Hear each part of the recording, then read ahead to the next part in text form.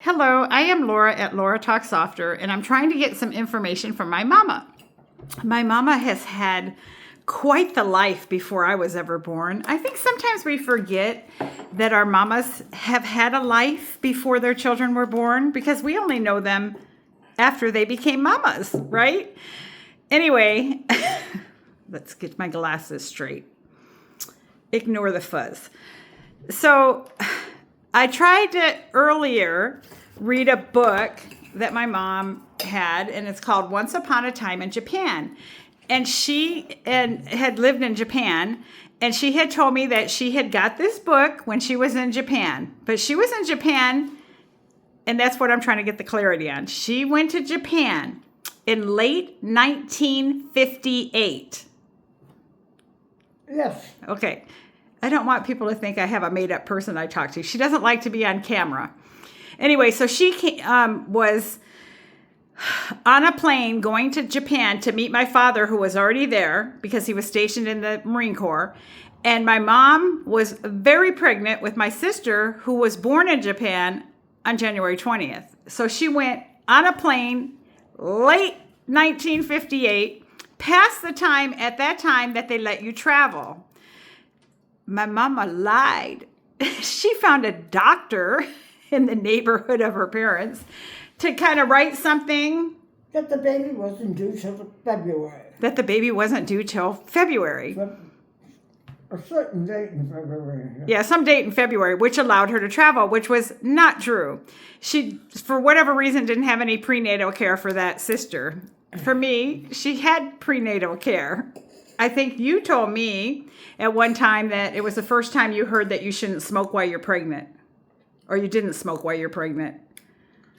I don't know if that happened in 1964 when they passed that law. Yeah, you said you didn't smoke. Or you... You're catching me off guard. I can't think right now when I smoked and I didn't smoke. Well, my mama didn't smoke crack, okay? She wasn't a crack smoker. I don't think she drunk herself to oblivion. But, you know, out of all my sisters, I'm the only one that was born cockeyed.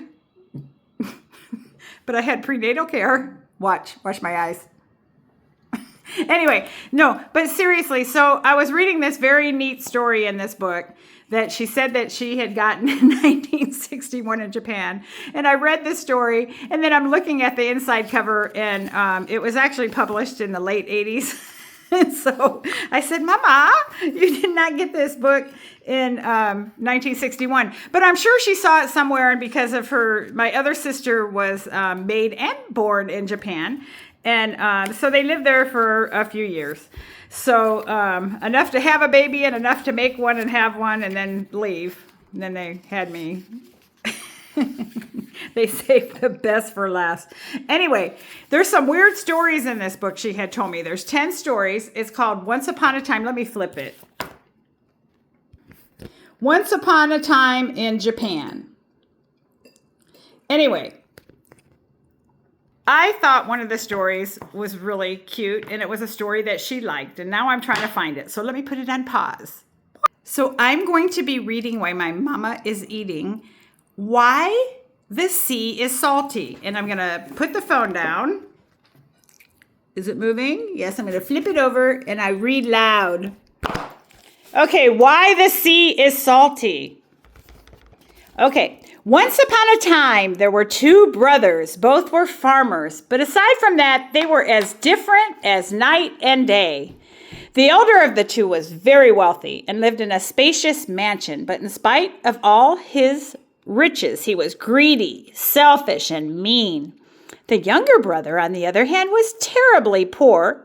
Yet he was as honest and kind-hearted a person as you could ever hope to meet. One winter, just before New Year's, the younger brother went to the elder brother's house and knocked on the door. You again? What do you want now?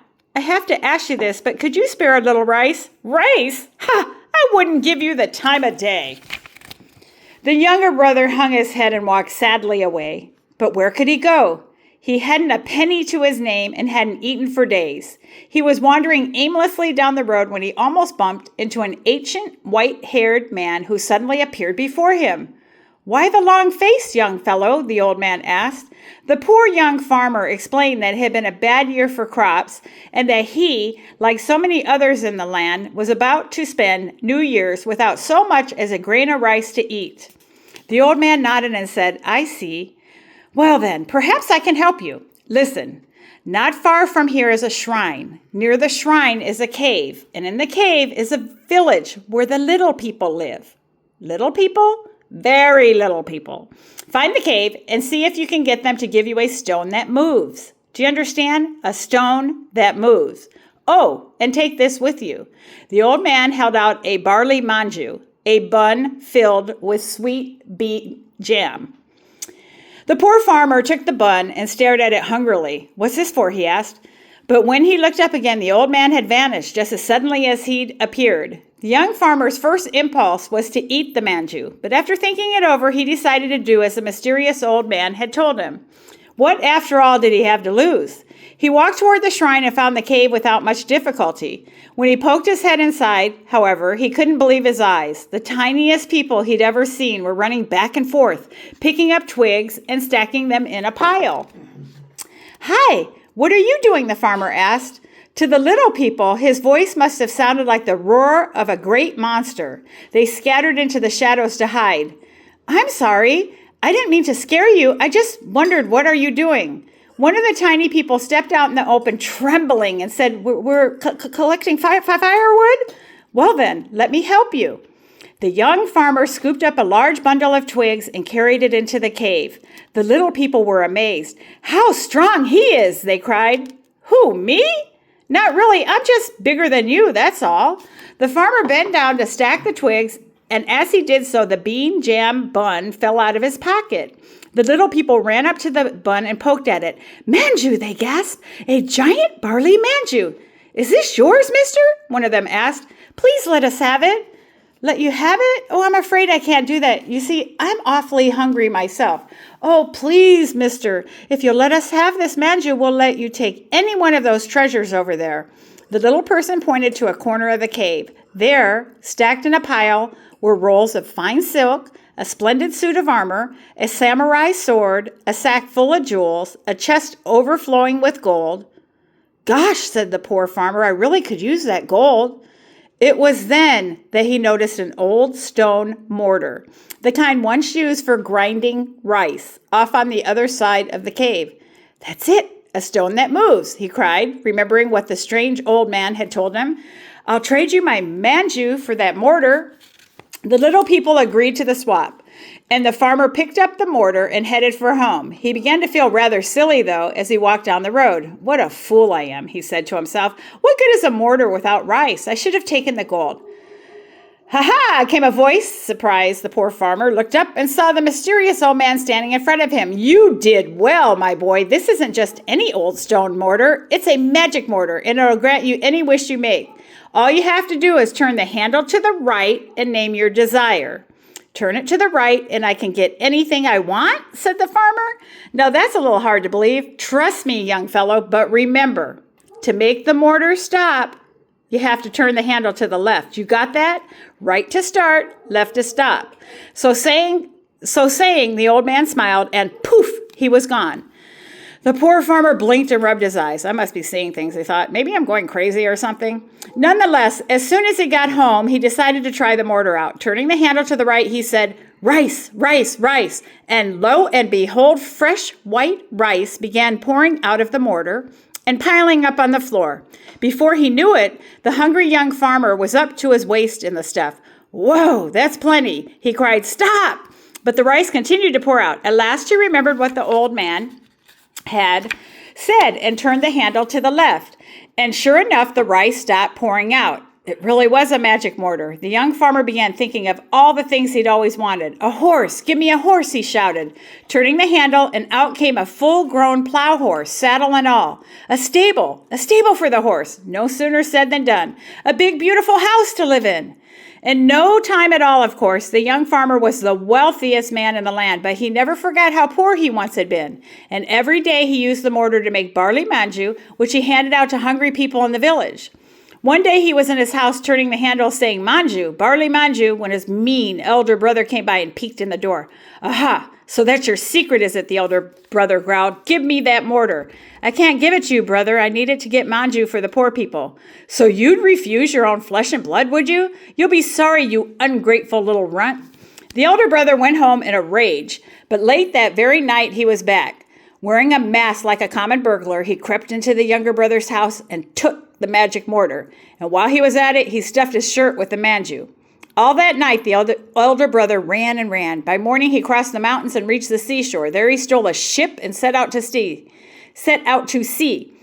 Ha ha ha, he laughed, hugging the mortar. Now I'll be the richest man in the world. I'll sail across the sea and become the king of China. Sitting down on the deck, he began gobbling up the manju he'd stolen from his brother's house. These are good, he said, smacking his lips. Awful sweet, though. I sure wish I had some salt. Wait a minute. What am I saying? I can have anything I want. The greedy older brother grabbed the handle of the mortar, turned it to the right, and said, salt, salt, salt, and salt began pouring out. The only problem was that he didn't know how to make it stop. Okay, that's enough. I don't need that much. Stop. But the salt just kept on coming. Soon it covered the entire deck, and the greedy man had to climb up the mast to keep from being buried alive. Help! He cried, help! Before very long, the salt had piled up to the top of the mast, and when at last the weight was too much for the ship, down it went, elder brother, mortar, and all. Of course, no one ever turned the mortar off. To this day, they say it sits on the ocean floor, churning out salt, and that is why the sea is salty. Isn't that a neat story? Anyway, what would you wish for? Turn to the right. And then when you want it to stop, turn to the left. Anyway, my mom is sitting here eating her dinner and making faces at me again. I hope you have a good day, whatever day you see this. Today is Monday.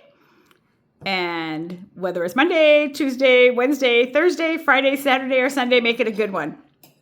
Peace. That's what I would wish for. World peace. And I wouldn't turn it to the left.